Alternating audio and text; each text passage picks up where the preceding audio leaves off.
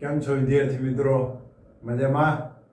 તો આપણે હવે આજના લેક્ચરમાં એટલે કે લેક્ચર નંબર 10ની અંદર આપણે જે 9ની અંદર જે લાસ્ટમાં જોયું હતું કે ઉત્કલન બિંદુ ઉન્નયન એના વિશે આપણે અભ્યાસ કર્યો હતો.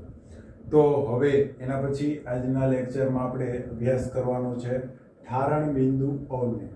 મિત્રો અગાઉ આપણે જોયું હતું કે ઉત્કલન બિંદુ ઉન્નયન. ઉન્નયનનો મતલબ શું થતો હતો કે વધારો, કે ઉત્કલન બિંદુમાં શું થાય છે? વધારો થાય. અહીંયા શું કીધું છે આપણે કે ઠારણ બિંદુ અવનયન. ઠારણ બિંદુમાં શું થાય છે? ઘટાડો થાય. એના વિશે આપણે અભ્યાસ કરવાનો છે. પહેલા તો આપણે જોઈએ કે ઠારણ બિંદુ કહેવાય કોને. તો મિત્રો આપણે એક એક્ઝામ્પલ દ્વારા જોઈએ. ધારો કે તમારી પાસે અત્યારે જે દ્રાવક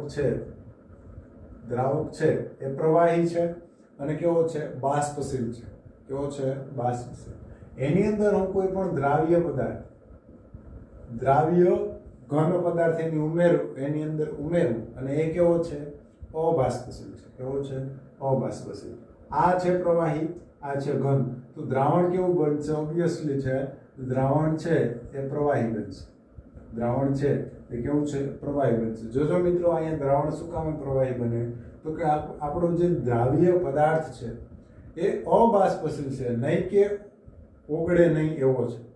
કેવો છે? માત્ર ને માત્ર અબાષ્પશીલ. એટલે એની અંદર ઓગળી જશે. જેમ કે આપણે એક ઉદાહરણ જોઈએ તો ખાંડનું જે દ્રાવણ છે એ કેવું છે? એમાં ખાંડ છે એ અબાષ્પશીલ છે, પરંતુ એનું જે દ્રાવણ છે એ કયા સ્વરૂપે મળશે? આપણે લિક્વિડ સ્વરૂપે મળશે. તો આ પ્રકારની પરિસ્થિતિનો આપણે અભ્યાસ કરીએ. તો એમાં મિત્રો જ્યારે આ ઠારણ બિંદુનો આપણે અવનયન વિશે એટલે કે આ ઠારણ બિંદુમાં શું થાય છે? ઘટાડો. ધારો કે હું અહીંયા લઈ લઉં પાણી. શું લઈ લઉં? પાણી. તો પાણીનું ખબર છે મિત્રો, ઠારણ બિંદુ કેટલું છે? 0 ડિગ્રી સેલ્સિયસ છે. કેટલું છે? 0 ડિગ્રી સેલ્સિયસ. એની અંદર મેં દ્રાવક ઉમેર્યું. શું ઉમેર્યું? ખાંડ. શું ઉમેરી? ખાંડ ઉમેરી. અને હવે જે આ દ્રાવણ બન્યું એ ખાંડનું દ્રાવણ બન્યું હશે કે નહીં? ખાંડનું દ્રાવણ. તો હવે આનું જે ઠારણ બિંદુ છે એ આના કરતાં ઓછું હશે. કેવું હશે? ઓછું હશે. ઓછું. ધારો કે કેટલું છે? -1 ડિગ્રી સેલ્સિયસ. તો એની પહેલાં આપણે એ ખબર હોવી જોઈએ મિત્રો કે ઠારણ બિંદુ કહેવાય કોને. તો આ 0 આપણે કીધું કે ભાઈ પાણીનું ઠારણ બિંદુ કેટલું છે? 0 ડિગ્રી સેલ્સિયસ છે. આવું શું કામ કીધું? તો કે અહીંયા અત્યારે પ્રવાહી અવસ્થામાં પાણી અને ઘન અવસ્થામાં પાણી. પ્રવાહી અવસ્થામાં હોય ત્યારે પાણીનું બાષ્પ દબાણ અને ઘન અવસ્થામાં હોય ત્યારે પાણીનું બાષ્પ દબાણ કેવો હોય? સમાન હોય. ત્યારે એ જે તાપમાન મળે એને શું કહેવાય? ઠારણ બિંદુ. ન ખબર પડી તો જુઓ મિત્રો, પાણી છે એનું તાપમાન ઘટાડી જાવ તો 0 ડિગ્રી સેલ્સિયસ તાપમાને એવી પરિસ્થિતિ આવશે.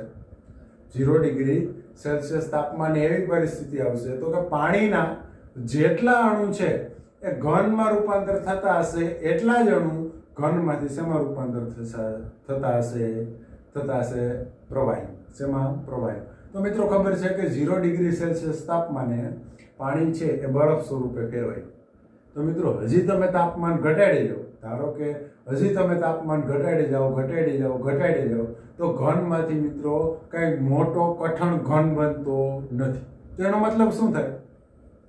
તો કે 0 ડિગ્રી સેલ્સિયસ તાપમાને એવી પરિસ્થિતિ આવી ગઈ કે પ્રવાહી એટલે કે પાણીના જેટલા અણુ શેમાં રૂપાંતર પામે? પ્રવાહી પાણીના અણુ જેટલા અણુ ઘન અવસ્થામાં રૂપાંતર પામે એટલા જ અણુ ઘન અવસ્થાના ફરી પાછા શેમાં રૂપાંતર પામતા હોય છે? પ્રવાહીમાં. એટલે કે આ સંતુલન સ્થપાઈ જશે.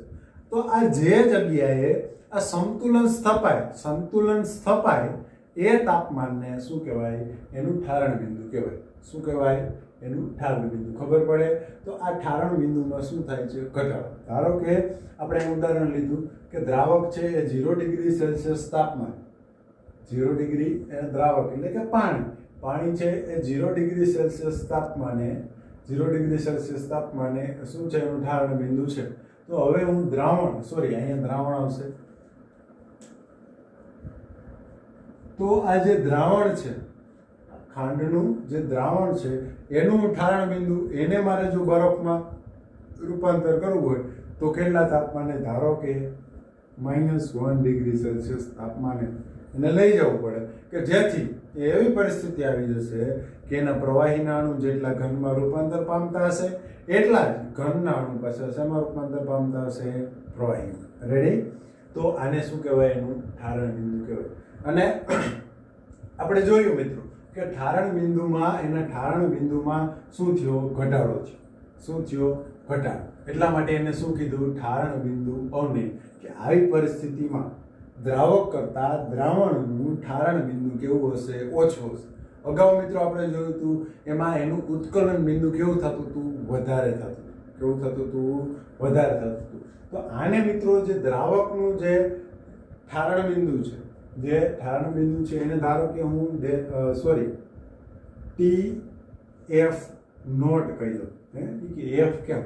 તો મિત્રો આપણે એક અગાઉ તો તમે કે ડેલ્ટા ટી લીધું હતું, અગાઉ છે એ આપણે લીધું હતું TB લીધા હતા. કે ઉત્કલન બિંદુમાં તો તમે B લીધું હતું, ઠારણ બિંદુમાં F લીધું. તો આ B અને F શું છે મિત્રો? તો કે આ B છે બોઇલિંગ પોઈન્ટ, એટલે કે બોઇલ કરવું, એને ગરમ કરવું. અને આ F છે એનો મતલબ શું થાય? એને ફ્રીઝર કરવું. શું કરવું? ફ્રીઝર, એટલે કે ઠંડુ પાડવું. રેડી? એટલા માટે અહીંયા આપણે ઠંડુ પાડીએ, કેમ કે 0 ડિગ્રી સેલ્સિયસમાંથી આપણે કેમ ગયા? -1 થાય. આપણે ગયા નથી, પરંતુ એમાં થાય છે. એટલા માટે એને શું કહેવાય? કે એને ઠંડુ પાડ્યું કહેવાય. શું કહેવાય? એને ઠંડુ પાડ્યું કહેવાય. એટલા માટે અહીંયા TF નોટ એટલે કે આ દ્રાવક છે શુદ્ધ અવસ્થામાં છે પાણી, એનું ઠારણ બિંદુ કેટલું છે? તો કે TF નોટ જેટલું છે. આ દ્રાવણનું ઠારણ બિંદુ ધારો કે કેટલું થયું? TF જેટલું થયું. કેટલું થયું? TF જેટલું. તો હવે મને કયો છે મિત્રો? તો કે આનો ઘટાડો કે ડેલ્ટા TF કેટલો થશે? આનો ઘટાડો કેટલો થશે? તો કે TF નોટમાંથી હું TF બાદ કરી નાખું, કે જે શુદ્ધ અવસ્થામાં જે દ્રાવક છે એના ઠારણ બિંદુમાંથી હું જે દ્રાવણનું ઠારણ બિંદુ છે એ ઘટાડી નાખું, તો શું એમાંથી બાદ કરી નાખું, તો એની અંદર થયેલો ફેરફાર મળી જાય. શું કામે? તો કે આવું શું કામે થાય? તો કે અહીંયા આ જે TF છે એના કરતા TF નોટનું ઠારણ બિંદુ કેવું છે? વધારે છે. કેવું છે? વધારે. અથવા તો TF નોટ કરતા TF એટલે કે દ્રાવણના ઠારણ બિંદુ કરતા જે દ્રાવ્ય પદાર્થ છે એનું ઠારણ બિંદુ કેવું હશે? વધારે હશે. અને આ પરિસ્થિતિની અંદર જે દ્રાવણનું ઠારણ બિંદુ છે એમાં શું થાય છે? ઘટાડો. એટલા માટે આપણે એની અંદર થયેલો ફેરફાર જોવો હોય તો કઈ રીતે જોઈ શકાય? તો કે જે શુદ્ધ અવસ્થાનું જે દ્રાવક છે, દ્રાવકના ઠારણ બિંદુમાંથી હું દ્રાવણનો ઠારણ બિંદુ છે બાદ કરી નાખું, તો મને એની અંદર થયેલો જે તાપમાનનો ફેરફાર છે મળી ગયો. રેડી? હવે મિત્રો હું તમને એમ કહું કે 1 કિલોગ્રામ દ્રાવક લઈ લો. 1 કિલોગ્રામ દ્રાવક લઈ લો, એની અંદર જે દ્રાવ્ય પદાર્થ છે કેટલો ઉમેરું? 1 મોલ ઉમેરું. 1 મોલ ઉમેરું. તો હવે જે દ્રાવણ બનશે એમાં પણ સ્વાભાવિક વસ્તુ છે મિત્રો કે એનું જે દ્રાવણ છે એ દ્રાવણનું ઠારણ બિંદુ છે એ દ્રાવકના ઠારણ બિંદુ કરતા કેવું હશે? ઓછું હશે. એ વસ્તુ તો સ્વાભાવિક છે. પરંતુ આના ઉપરથી આપણે એ વસ્તુ સમજી શકીએ મિત્રો કે આ જે માપસરનું લીધું કે 1 કિલોગ્રામ દ્રાવક અને 1 મોલ દ્રાવ્ય, આ જે માપસરનું લીધું એના ઉપરથી આપણે સમજી શકીએ કે આ જે છે કેના ઉપર આધાર રાખે? તો કે દ્રાવ્યની સાંદ્રતા ઉપર. કેના ઉપર આધાર રાખશે? દ્રાવ્યની સાંદ્રતા. શું કામે? તો કે આપણે અત્યારે જેનો અભ્યાસ કરીએ એ કેવા ગુણધર્મો વાળા અભ્યાસ કરીએ? તો કે સંખ્યાત્મક ગુણધર્મો. કે એની અંદર જે આપણે એની સંખ્યા જે એડ કરી છે એના ઉપર જે એનું ઠારણ બિંદુ છે એનો આધાર રહેશે. નહીં કે એના સ્વભાવ ઉપર. એટલા માટે આ 1 કિલોગ્રામની અંદર હું 1 મોલ દ્રાવ્ય પદાર્થ ઉમેરું, પછી જો એનું ઠારણ બિંદુ માપું અને જે ઠારણ બિંદુમાં જે અવનયન થાય એને શું કહેવાય? તો કે મોલલ ઠારણ બિંદુ અવનયન કહેવામાં આવે છે. એને શું કહેવામાં આવે છે? મોલલ. એનો મતલબ શું થાય? તો કે 1 મોલલ એટલે કે 1 કિલોગ્રામ દ્રાવકની અંદર 1 મોલ દ્રાવ્ય પદાર્થ ઉમેરો તો એનું ઠારણ બિંદુ 1 મોલ ઠારણ બિંદુ અવનયન કહેવામાં આવે છે. તો આનો મતલબ શું થાય મિત્રો? તો કે અગાઉ આપણે જેમ જોયું હતું કે ડેલ્ટા ટીએફ છે એ કોના ઉપર આધારિત છે? તો કે એની સાંદ્રતાઓ, એની જે દ્રાવ્ય પદાર્થ છે એ દ્રાવ્ય પદાર્થની સાંદ્રતા ઉપર આધાર રાખે કે એની અંદર તમે કેટલો એડ કર્યો, એના ઉપર એનો જે ઠારણ બિંદુનો જે ફેરફાર છે જોવા મળે, એના ઉપરથી આપણે કહી શકીએ કે શેના ઉપર આધારિત છે? મોલાલિટી ઉપર. શેના ઉપર આધારિત છે? અગાઉ આપણે જેમ મિત્રો ઉત્કલન બિંદુમાં જોયું હતું એ જ રીતે આપણે ઉત્કલન બિંદુમાં જોયું હતું એ જ રીતે કે આજે એના ઠારણ બિંદુમાં થયેલો જે ફેરફાર છે એ કોના ઉપર આધારિત છે? તો કે એની દ્રાવ્યની સંખ્યા ઉપર, એની દ્રાવ્યની સાંદ્રતા ઉપર, નહીં કે એના દ્રાવ્યના સ્વભાવ ઉપર આધારિત છે. રેડી? તો આપણે કહી શકીએ કે ડેલ્ટા ટીએફ પ્રોપોર્શનલ મોલાલિટી. અને આપણે ખબર છે મિત્રો કે મોલાલિટી બરાબર શું થાય? તો કે ડેલ્ટા ટીએફ. એની પહેલા મિત્રો હું પ્રોપોર્શનલ કાઢી અને નવો સમપ્રમાણતા અચળાંક ઉમેર્યું તો શું થશે? Delta T F is equal to, વાં આપણે લીધું હતું કે બી, તો અહીંયા શું લેશું? કે એફ. શું લેશું? કે એફ. તો આ કે એફ ને શું કહેવાય? તો કે મોલલ અથવા તો ઠારણ બિંદુ અવનયન અચળાંક. શું કહેવાય? ઠારણ બિંદુ અવનયન અચળાંક. આપણે શું કહેતા હતા? કે ઉત્કલન બિંદુ ઉન્નયન અચળાંક કહેતા હતા. તો અહીંયા હું એ ઉમેરીશ તો નવો સમપ્રમાણતા અચળાંક ઉમેર્યો અને ડેલ્ટા ટીએફ ઇન્ટુ મોલાલિટી. શું છે? મોલાલિટી. અને મિત્રો આપણે ખબર છે મોલાલિટીનું સૂત્ર શું થાય? તો કે દ્રાવ્યના મોલ ના છેદમાં દ્રાવકનું વજન. જો દ્રાવકનું વજન હું શેમાં લઉં? ગ્રામમાં લઉં તો મારે ઉપર જે દ્રાવ્યના મોલ છે એને કેટલા વડે ગુણવા પડે? 1000 વડે ગુણવા પડે. તો અહીંયા હું મૂકું મિત્રો કે મોલાલિટી બરાબર N2 એટલે કે દ્રાવ્યના મોલ ગુણ્યા 1000 છેદમાં W1 કે દ્રાવકનું વજન. રેડી? તો હવે હું અહીં મિત્રો ડેલ્ટા ટીએફ ની અંદર મૂકું તો delta T F is equal two શું થશે? હવે KF ઇન્ટુ N2 ઇન્ટુ 1000 ના છેદમાં શું આવશે? W1. શું આવશે? W1. હવે મિત્રો ખબર છે કે મોલ બરાબર શું થાય? તો કે N2 બરાબર શું થશે? W2 ના છેદમાં M2. આવું થશે. આવું થાય કે નહીં? એ મોલ બરાબર શું થાય? કે વજનના છેદમાં એનો અણુભાર. એની કિંમત હવે મિત્રો હું અહીંયા મૂકું તો delta T F is equal two શું થશે? KF M. N2 નું શું થાય? W2 ના છેદમાં M2 ઇન્ટુ 1000 ના W1 M ના. રેડી? તો આ સૂત્ર આપણે મળ્યું. તો કે એની અંદર થયેલો જે ફેરફાર છે એ મારે ગોતવું હોય તો કઈ રીતે હું ગોતી શકું?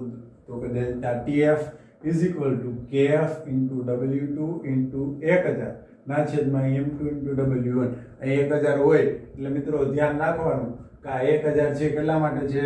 તો કે એની અંદર જે દ્રાવ્ય છે અને જે દ્રાવક છે એનું આપણે જે વજન લઈએ છીએ એ વજન શેમાં લેવાનું છે? ગ્રામમાં લેવાનું છે. શેમાં લેવાનું છે? ગ્રામમાં. અહીંયા આ રીતે આ સૂત્ર મળ્યું તો આ સૂત્ર ઉપરથી તમને એમ કહે કે મિત્રો બધા એની કિંમત આપી દે અને એમ તમને એમ કહે કે M2 એટલે કે M2 નો મતલબ શું થાય? પહેલા તો આપણે દરેક રાશિ લખી નાખીએ મિત્રો. W2 શું છે? તો કે દ્રાવ્યનું વજન. શું છે? દ્રાવ્યનું વજન. આ M2 શું છે? તો કે દ્રાવ્યનું આણ્વીય દળ. શું છે? આણ્વીય દળ. રેડી? W1 શું છે? તો કે દ્રાવકનું વજન. શું છે? દ્રાવકનું વજન. અને KF શું છે? તો કે મોલર ઠારણ બિંદુ અવનય અથવા તો ઠારણ બિંદુ અચળાંક. ઠારણ બિંદુ અવનયન અચળાંક છે. શું છે? અચળાંક. અને ડેલ્ટા ટીએફ, ટીએફ શું છે? તો કે ઠારણ બિંદુમાં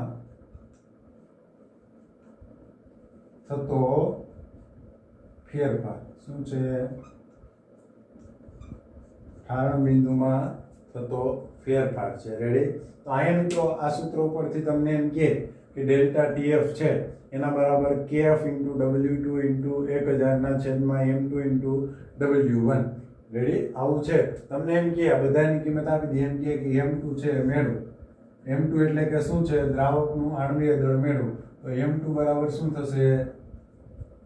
તો કે KF ઇન્ટુ W2 ઇન્ટુ 1000 ના છેદમાં ડેલ્ટા TF ઇન્ટુ W1.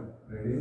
આ રીતે આપણે M2 મેળવી શકીએ, આ જ રીતે W1 મેળવી શકીએ, આ જ રીતે W2 મેળવી શકીએ. KF છે આપેલો હોય છે, આ જ રીતે આપણે ડેલ્ટા TF મેળવી શકીએ.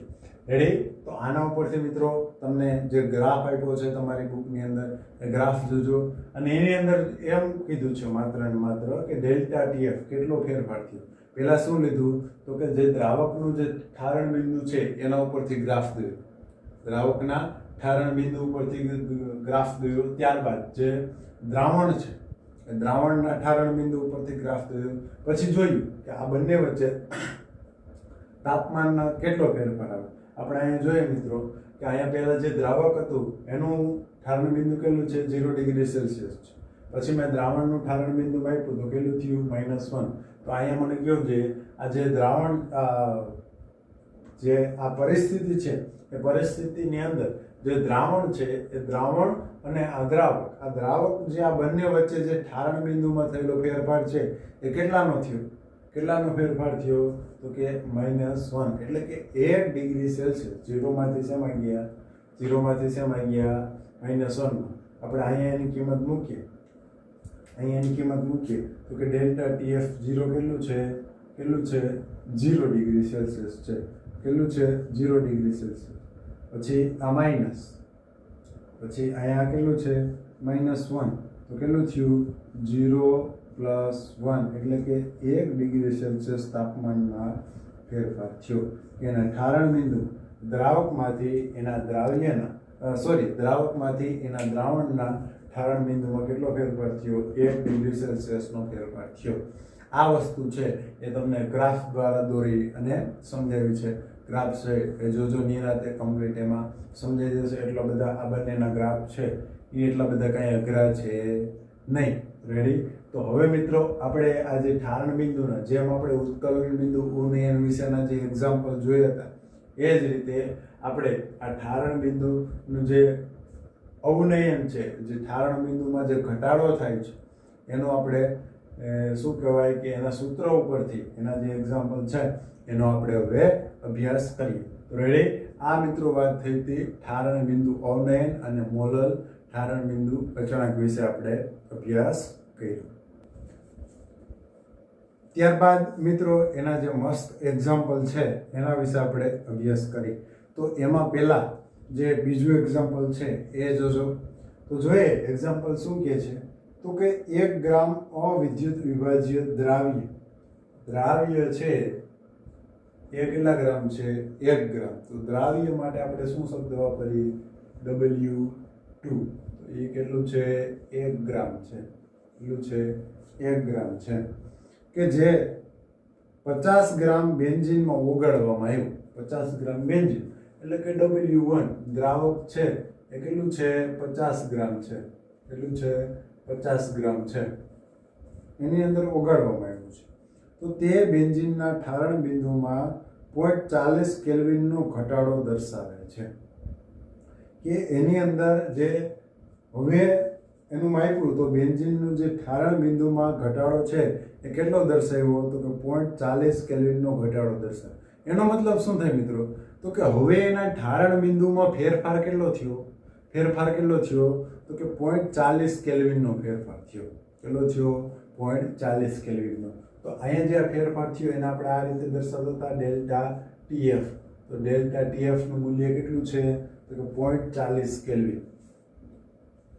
0.40 કેલ્વિન નો એની અંદર ઘટાડો થયો, આવું રકમની અંદર કીધું. તો આને શું કહેવાય? ડેલ્ટા ટીએફ કહેવામાં આવે છે.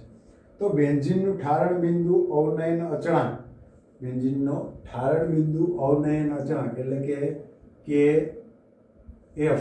KF કેટલો છે તો 5.12 kelvin. 5.12 kelvin into kelvin into mall inverse, આવું છે. તો દ્રાવ્યનું મોલર દળ ગણો.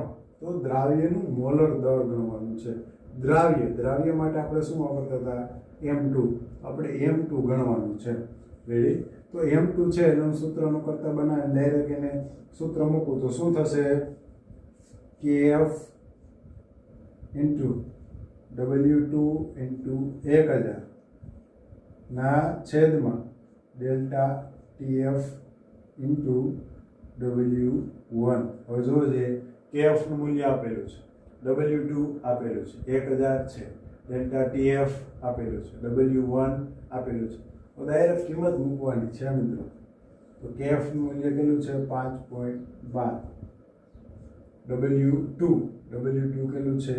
1 ઇન્ટુ 1000 ના છેદમાં ડેલ્ટા TF કેટલું છે? 0.40. કેટલું છે? 0.40. અને W1 કેટલું છે? 50. આની ગણતરી કરશો ને મિત્રો તમે કેલ્સીની અંદર 5.12 ગુણ્યા 1 ગુણ્યા 1000 છેદમાં 0.40 ઇન્ટુ 50. તો આની ગણતરી કરશો ને તો 256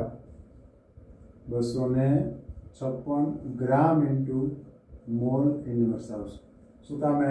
તો કે આપણે શું ગોતવાનું છે? દ્રાવ્યનો અણુભાર ગોતવાનું છે, દ્રાવ્યનું આણ્વીય દળ ગોતવાનું છે. તો કેટલો આવશે? M2 256 ગ્રામ ઇન્ટુ મોલ ઇન્વર્સ આવશે. રેડી? કેમ કે જો આ બંને મિત્રો ગ્રામમાં છે તો એ નીકળી જાય, ગ્રામમાં નીકળી જાય. પછી અહીંયા 512 કેલ્વિન છે. શું છે? Kelvin into kilogram into mall inverse છે. જ્યારે એના પછી આ છે કેલ્વિન, એટલે કેલ્વિન ઉડી જાય એટલે શું વધશે? Kilogram into mall inverse. એમાંથી શેમાં ફેરવી નાખ્યા? ગ્રામમાં ફેરવી નાખ્યા. શેમાં ફેરવી નાખ્યા? ગ્રામમાં. રેડી? તો આ બીજું એક્ઝામ્પલ હતું. એના પછીનું આપણે જે પહેલું એક્ઝામ્પલ છે એ જોઈએ. શું કીધું? તો કે 45 ગ્રામ ઇથિલિન ગ્લાયકોલ ને 600 ગ્રામ પાણી સાથે મિશ્ર કરવામાં આવે છે. તો અહીંયા W1 શું છે? પાણી છે. કેટલા ગ્રામ છે? તો કે 600 ગ્રામ છે. કેટલા ગ્રામ છે? 600. એની અંદર ઇથિલિન ગ્લાયકોલ ઉમેરો. કેટલા ગ્રામ? તો કે 45 ગ્રામ. કેટલા ગ્રામ ઉમેરો? 45 ગ્રામ એની અંદર ઉમેરો. તો પહેલા શું કીધું? ઠારણ બિંદુ અવનયન અને દ્રાવણનું ઠારણ બિંદુ ગોતો. આપણે એવું શું ગોતવાનું કીધું? તો પહેલા શું ગોતવાનું કીધું? કે ઠારણ બિંદુ અવનયન અને ગોતવાનું કીધું. શું ગોતવાનું કીધું? ઠારણ બિંદુ અવનયન એટલે કે એના ઠારણ બિંદુમાં કેટલો ફેરફાર થયો એટલે કે ડેલ્ટા TF ગોતવાનું કીધું. ડેલ્ટા TF ગોતવાનું કીધું. અને ત્યારબાદ શું ગોતવાનું કીધું? કે એના દ્રાવણનું ઠારણ બિંદુ ગોતવાનું કીધું. એના ઉપરથી આપણે મિત્રો દ્રાવણનું ઠારણ બિંદુ પણ મળી ગયું. રેડી? તો પહેલા જોઈએ, આપણે આટલી વસ્તુ આપેલી છે. પહેલા જોઈએ તો હું ડાયરેક્ટ સૂત્રનો ઉપયોગ કરું.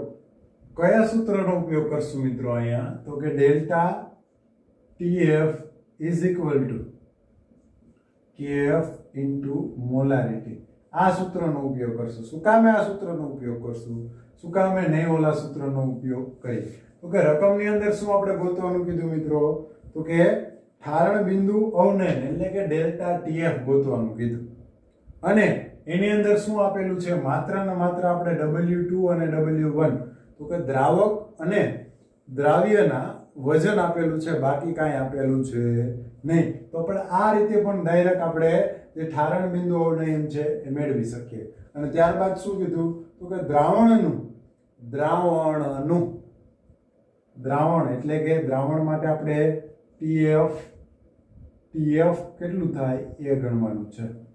દ્રાવણ માટે TF કેટલું થાય એ આપણે ગણવાનું છે. રેડી? પરંતુ અહીંયા તમારી રકમમાં મિત્રો KF નું મૂલ્ય આપેલું નથી. જો કે મોસ્ટ ઓફ બધા દાખલાની અંદર એક્ઝામની અંદર આપેલા જ હશે. એટલે અહીંયા KF નું મૂલ્ય કેટલું છે? 1.86. કેટલું છે? 1.86 કિલોગ્રામ ઇન્ટુ મોલ ઇન્વર્સ.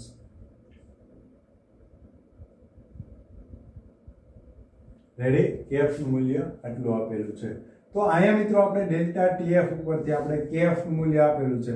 તો હવે શું ગોતવાનું છે? આપણે મોલારિટી ગોતવાની છે. તો મોલારિટી બરાબર શું થાય? મોલારિટી બરાબર શું થાય? તો કે N2 ના છેદમાં W1 અહીંયા 1000 ન લેવાય તો W1 શેમાં લેવાનું? કિલોગ્રામમાં. આપણે હલો અહીંયા આ શેમાં લે? કિલોગ્રામમાં લે. શેમાં લે? કિલોગ્રામ. અહીં 1000 વડે ગુણવા પડે નહીં. N2 એટલે શું છે? દ્રાવ્ય. દ્રાવ્ય શું છે? દ્રાવ્ય એની અંદર શું છે? તો કે ઇથિલિન ગ્લાયકોલ. શું છે? ઇથિલિન એટલે કે C2H6O2 ના મોલ બરાબર શું થશે? વજનના છેદમાં એનું આણવિક દળ. વજન કેટલું છે? 45 ગ્રામ છે એનું વજન. કેટલું છે? 45 ગ્રામ. એની છેદમાં ઇથિલિન ગ્લાયકોલનું આણવિક દળ કેટલું છે? 62. કેટલું છે? 62. તો આ બંનેની હું ગણતરી કરીશ તો કેટલી મળશે મને? 0.73 મોલ મળશે. કેટલા મળશે? 0.73 મોલ. તો મિત્રો મને N2 મળી ગયું, W1 છે. તો હવે મોલારિટી બરાબર શું થશે? 0.73 ના છેદમાં W1 શેમાં લેવાનું છે? કિલોગ્રામમાં. તો કેટલું થશે? 0.6. કેમ કે અહીંયા આપણે શેમાં આપ્યું? ગ્રામમાં આપ્યું. શેમાં આપ્યું? ગ્રામમાં. તો W1 કેટલું થશે? 0.6. તો હવે આની ગણતરી કરીશ ને મિત્રો 0.73 ભાગ્યા 0.6 તો 1.2 આવશે. કેટલું આવશે? 1.2 મોલ ઇન્ટુ કિલોગ્રામ ઇન્વર્સ આવશે. કેમ કે આ કિલોગ્રામમાં છે, આ શેમાં છે? મોલ. તો મોલારિટી કેટલી મળી? 1.2 into mall into kilogram inverse. તો હવે હું અહીં ડેલ્ટા TF માં એનું મૂલ્ય મૂકું તો KF નું મૂલ્ય કેટલું છે? 1.86 કિલોગ્રામ ઇન્ટુ મોલ ઇન્વર્સ છે. કેટલું છે? 1.86 કિલોગ્રામ ઇન્ટુ મોલ ઇન્વર્સ ગુણ્યા 1.2 મોલ ઇન્ટુ કિલોગ્રામ ઇન્વર્સ. તો હવે ડેલ્ટા TF કેટલું મળ્યું? ડેલ્ટા TF કેટલું મળ્યું? અહીં મિત્રો કેલ્વિન આવે છે.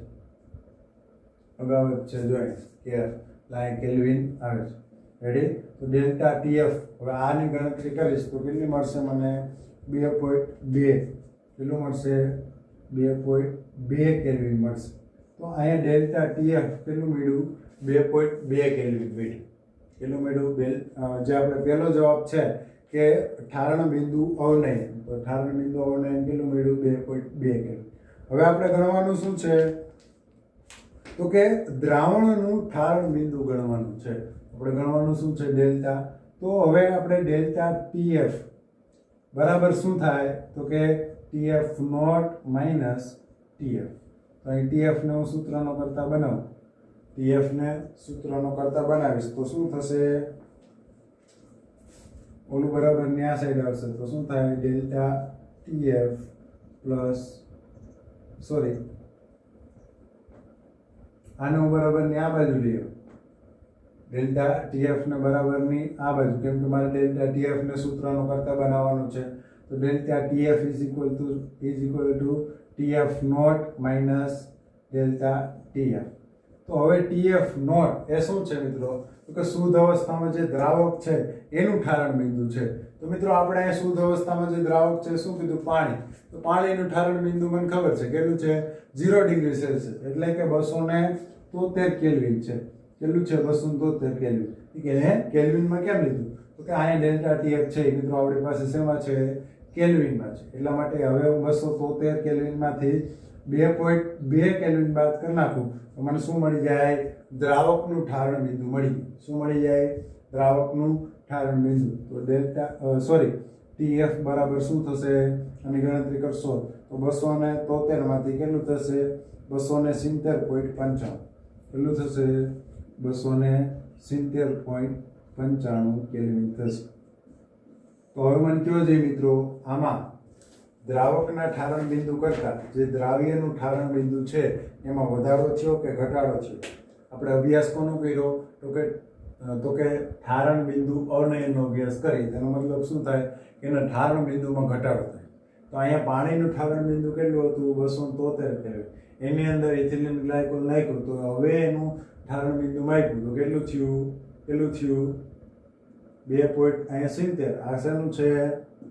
આ શેનું છે દ્રાવણનું ઠારણ બિંદુ કેટલું છે 270। આમ પહેલા કેટલું હતું 273, એટલે એના ઠારણ બિંદુમાં શું થયો છે ઘટાડો થયો। કેટલો ઘટાડો થયો તો કે 2.2 કેલ્વિન। જોઈ 270.95 માઇનસ 273 કેલ્વિન માઇનસ 270.95 કરો તો કેટલું આવશે 2.2 કેલ્વિન આવશે। રેડી? તો આ મિત્રો વાત થઈ જે પહેલો એક્ઝામ્પલ હતો એનો આપણે અભ્યાસ કર્યો। તો મિત્રો અત્યારે આપણે જે ઠારણ બિંદુ અવનયન છે એના બે એક્ઝામ્પલ અને ઠારણ બિંદુનું જે સૂત્ર છે એના ઉપર આપણે અભ્યાસ કર્યો। હવે એના પછી જે ક્વેશ્ચન આવે છે કે અર્ધ પારગમ્ય પડદો, એના વિશે આપણે અભ્યાસ કરવાનો છે। તો આ અર્ધ પારગમ્ય પડદો છે એ શું કહેવા માંગે, એ કેવા પ્રકારનો પડદો? તો કે આ પડદો એવો છે કે તમારી પાસે કોઈ પણ બે પ્રવાહી છે। ધારો કે તમારી પાસે કોઈ પણ બે પ્રવાહી છે, એક પ્રવાહી છે એ ધારો કે દ્રાવણ છે અને એક શું છે દ્રાવ્ય છે। એક મારી પાસે અત્યારે ધારો કે ખાંડનું દ્રાવણ છે અને એક પાત્રની અંદર મારી પાસે શું છે, એક પાત્રની અંદર શું છે તો કે પાણી છે। આ બંને વસ્તુ છે।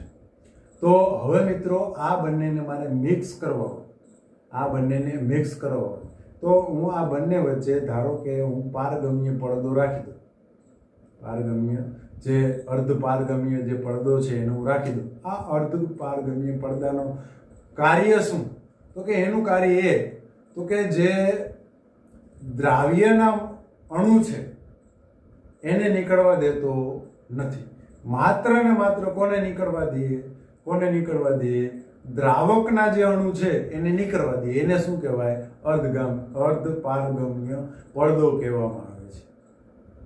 રેડી? તો આ પડદો છે કે એ કેવો હોય શું છે? તો મિત્રો આનો ઉપયોગ તમારા ઘરે તમારા મમ્મીએ કદાચ આથણા બનાવતો હોય તો તમે જોયું હશે। તો આથણા કેરીના આથણા જે આપણે બનાવે છે મસાલાવાળા, એ આથણાની અંદર તમે જોયું હોય તો કેરીના બટકા કરી અને એ આથણા છે એ શેની અંદર નાખે તો કે મીઠાવાળા પાણીની અંદર નાખે। શેની અંદર નાખે? મીઠાવાળા પાણીની અંદર નાખે। તો આ મીઠાવાળા પાણીની અંદર નાખશે, 1-2 દિવસ રહેવા દેશે એટલે આ કેરીનું જે આથણું છે એ સંકોચાઈ જાય। શું થાય? સંકોચાઈ જાય। બીજું એક્ઝામ્પલ તમને આપું કે સૂકી દ્રાક્ષ હોય એને તમે શુદ્ધ પાણીની અંદર પીવા લાયક પાણીની અંદર નાખશો તો દ્રાક્ષ છે ફૂલાઈ જશે। અથવા તો ત્રીજું એક્ઝામ્પલ હું તમને આપું કે આ ફૂલ છે, ફૂલ તમે તોડી અને પાણી રાખી દો અને એમાં ક્યારેક પાણી છાંટ્યા કરો તો ફૂલ છે એ કરમાતું નથી। આ પદ્ધતિ છે શેના ઉપર આધારિત છે તો કે અર્ધ પારગમ્ય પડદા ઉપર આધારિત છે કે કેરીની અંદર પણ અર્ધ પારગમ્ય પડદો હોય, આ દ્રાક્ષની અંદર પણ અર્ધ પારગમ્ય પડદો હોય અને આ ફૂલ છે ફૂલની અંદર પણ અર્ધ પારગમ્ય પડદો હોય। તો આ અર્ધ પારગમ્ય પડદાની એક બીજી પણ એક ખાસિયત છે કે આ જે છે ધારો કે આપણે અત્યારે એક્ઝામ્પલની અંદર જોયું હતું કે એક મેં પાણી લીધું અને એક મેં ખાંડનું દ્રાવણ લીધું, આ બંનેને મેં મિક્સ કર્યું, વચ્ચે શું રાખ્યો? પારગમ્ય પડદો। શું રાખ્યો? એની પહેલા એ આપણે હાલો નેક્સ્ટ લેક્ચરની અંદર અભ્યાસ કરશું। અત્યારે પારગમ્ય પડદા, અર્ધ પારગમ્ય પડદા વિશે આપણે અભ્યાસ કરીએ। એનું કામ શું તો કે દ્રાવકના જે અણુ છે એને એ પસાર થવા દે, દ્રાવ્યના અણુને પસાર થવા દેતો નથી। એટલે કે હવે મારે જો મિત્રો આ જે બંનેને અલગ કરવું હોય, ધારો કે તમારી પાસે અત્યારે ખાંડનું દ્રાવણ છે એને મારે અલગ કરવું હોય તો શું કરવાનું? એને અર્ધ પારગમ્ય પડદો લઈ એના ઉપર નાખી દેવાનો, તો ઉપર શું રહેશે? ખાંડ રહેશે, નીચે પાણી નીકળી જાય। તો આને શું કહેવાય? અર્ધ પારગમ્ય પડદો કહેવાય। હવે આપણે આના પછી નેક્સ્ટ લેક્ચરની અંદર અભિસરણ એટલે શું અને અભિસરણ દબાણ વિશે આપણે અભ્યાસ કરશું, જે કેના ઉપર આધારિત છે તો કે આ અર્ધપારગમ્ય પડદા ઉપર આધારિત છે. રેડી? તો આપણે હવે નેક્સ્ટ લેક્ચરની અંદર અભ્યાસ કરશું. ત્યાં સુધી દરેક વિદ્યાર્થી મિત્રોને જય શ્રી કૃષ્ણ.